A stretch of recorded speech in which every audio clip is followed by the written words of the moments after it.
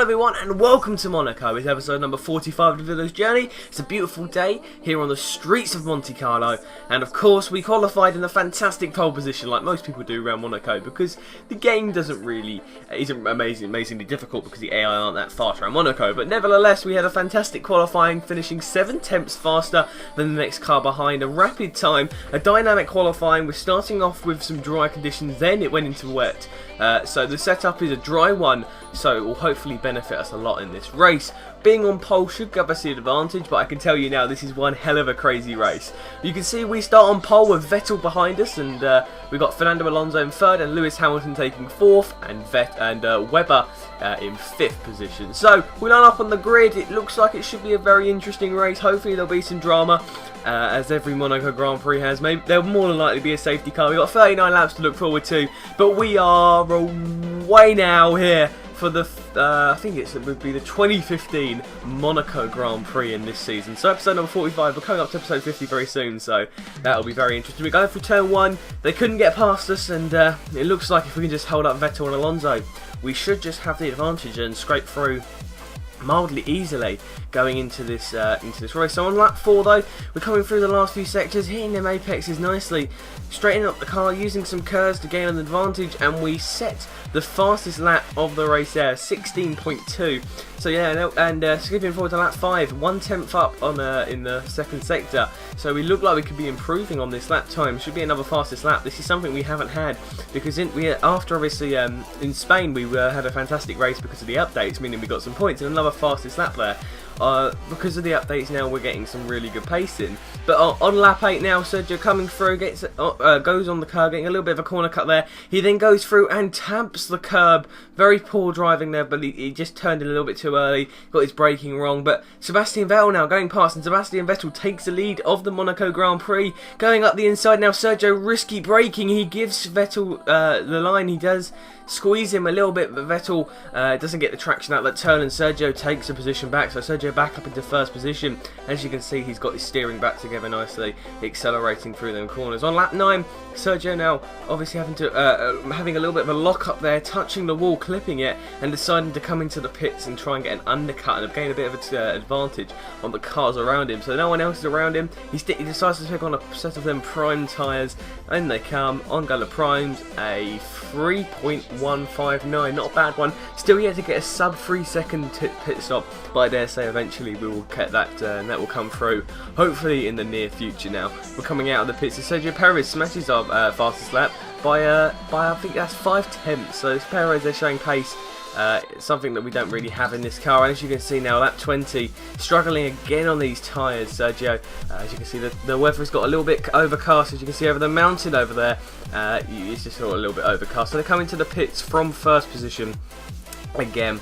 And made them prime tyres last 11 laps. So on go another set of prime tyres, as we hope just to continue and keep these tyres at a good level. So maybe even push them to use some options at the end. But we're coming out of the pits now, and I think we're going to be coming out just ahead of a car. I think we are. Yeah, we have. We've jumped the car of John-Eric Verne now. We come through on lap 21. Adrian Sutil's planted it in a wall, and he doesn't look like he's mobile. So I think Sutil's race is over.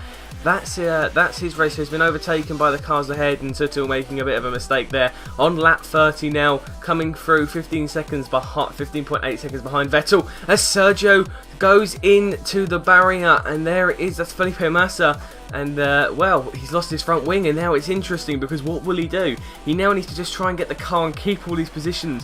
Something must happen. I'm not sure if it'll be a safety car. I don't think. Yeah, as you look on the mini map, I don't think Massa's Massa's mobile, but there will probably be a lot of debris on the track, and quite a few marbles left over by the turn 1, and that's quite a tight corner, so they might have to pull out a safety car. You know, let's say they decided to pull out the safety car, so a safety car has been deployed. It wouldn't be a Monaco Grand Prix without a safety car, would it? And Esteban Gutierrez really shouldn't be looking for moves around Sergio, because at this point in time he's got a flat tyre, he's got no front wing, and he cannot control his car. As we come through now, I doubt he's going to go through. There's Sutil, so Sutil stuck in the wall. They're not getting rid of that car. What I'd love to see on this game is In real life, that would have put a caution to safety car, so there we go, it should have been a safety car.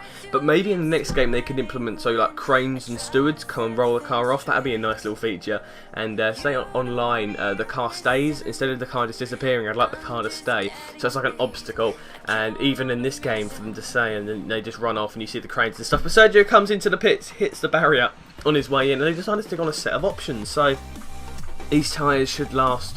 I think he would have come into the pits anyway. I think he was pushing these tyres no matter what, but he does a good job. Not his fastest ever lap, new front wing, new set of option tyres, and out he goes, a 5.709. So he'll probably be down in the lower positions, but off the safety car he won't be too bad, but in too bad a position now. As he exits off the safety car, he comes out behind Mark Webber.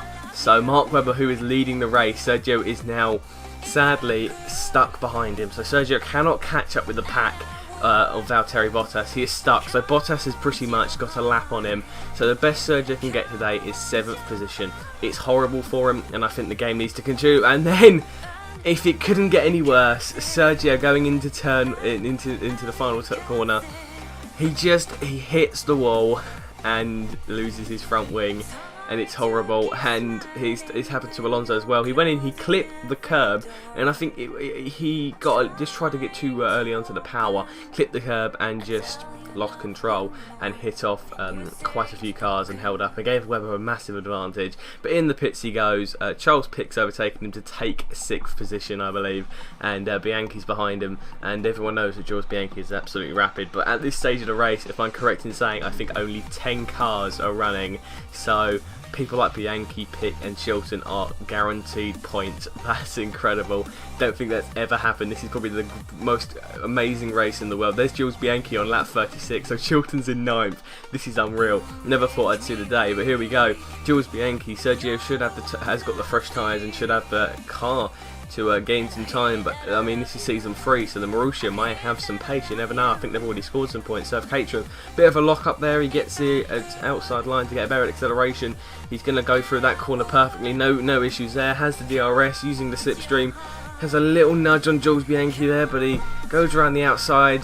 Bianchi doesn't question him, a bit of a lock up there, and he takes 7th position, not first, but you know, 7th isn't bad. He's taking points away from this race, which is in retrospect a really important thing for them. They need the points, as Mark Webber has won the Monaco Grand Prix, and there's Charles Pic. So oh no, that's Fernando Alonso. So Alonso has lapped him also, or does that matter? It's one of the two. But Charles Pic has come home in 6th, and Bianchi in 8th, and Sergio comes home in 7th. So not the best race after a pole, but with a 10-second time penalty, he's now down to 8th behind Jules Bianchi. So he only picks up 4 points from this race. Lewis Hamilton finished in 12th, so Hamilton obviously had an issue there. But it was one of the most crazy races I think I've ever experienced on this game. Sergio having a few issues, but it was just lap after lap of horrible incidents. As yeah, only 9 cars finished. John-Eric Verne DNF'd, he still gets a point.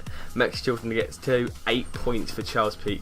I mean, you're just going to be looking at this, and I'm going to keep it on the screen and continue talking. Look at that, a 2-3 for the Saubers. The Saubers have a double podium.